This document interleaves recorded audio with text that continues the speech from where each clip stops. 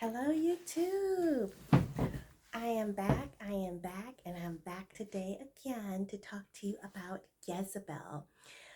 I am so happy that I'm finally making progress, bringing you little snippets chapter by chapter, and I hope you're enjoying it as much as I am. So let's get down to chapter 11. Chapter 11. Gezi was 7 years old and already a stunning beauty that towered over her peers.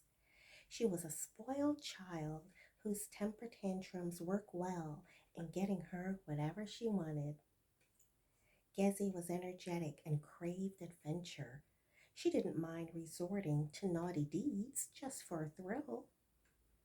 Gezi earned good grades, but was often sent to the principal's office for refusing to obey her teachers or for getting into physical altercations with other students. Yeah, she's like her mommy. She likes to fight.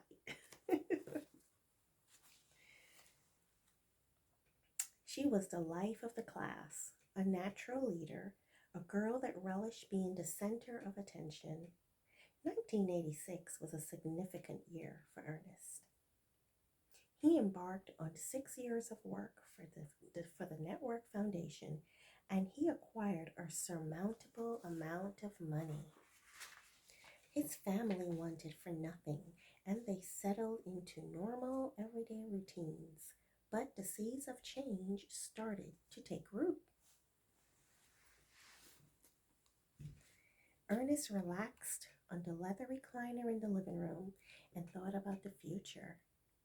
The recliner was his favorite piece out of the expensive furniture ensemble Corinne purchased 4 years ago.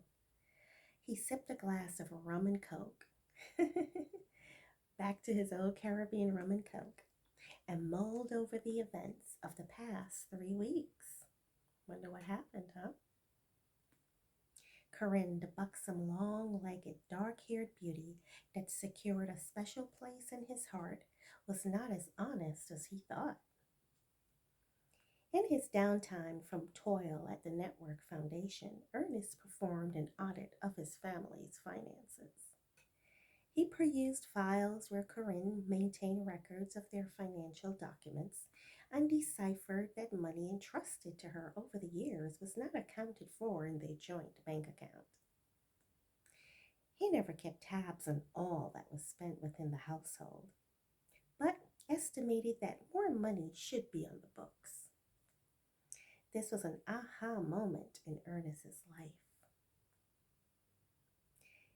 It sparked a suspicion that she was siphoning off money from their joint account.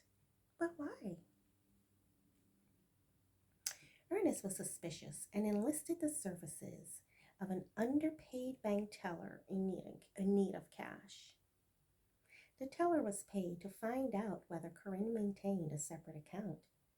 To his dismay, he learned that Corinne sustained a personal account for 6 years at the bank. Ernest obtained copies of the statements and was flabbergasted to learn that Corinne banked her paycheck for 6 years, had sound investments, and was basically running the household strictly on his pay. The impact of her actions weighed heavily on his mind because she hid this for so long. He shared all that he had with Corinne, so why did she have to hoard money? Ernest also invested with reputable brokerage firms, and Corinne was included in all the details. He was deeply troubled by her deceit.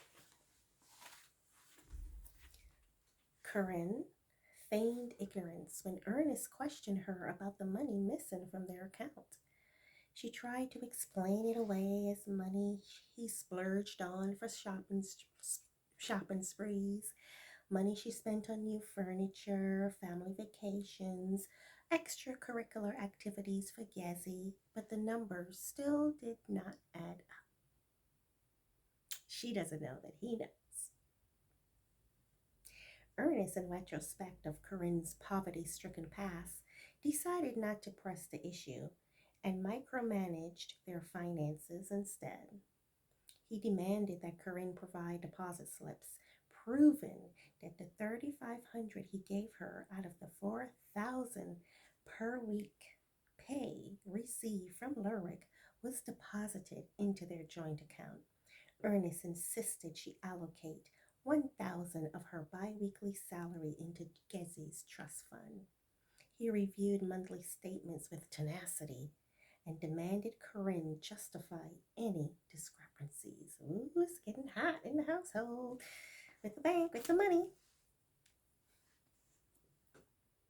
Ernest was ready to part company with the Network Foundation, but couldn't figure out what his next step would be. Maybe he could start a business and work for himself. He was mulling over the possibilities when Lurwick called an emergency meeting at the Network Foundation's headquarters. The out he sought stared him right in the face. One of the Network Foundation trustees owed hefty gambling debts and tried to blackmail Lurwick into giving him money. Lurwick refused to be blackballed, and the trustee resigned from his post and demanded a payout from the board. The trustee leaked information to the press about the unsavory activities of TNF and went into hiding. So things are about to get pretty juicy and life's about to change, and we'll find out more in the next chapter. I'll talk to you soon. Bye.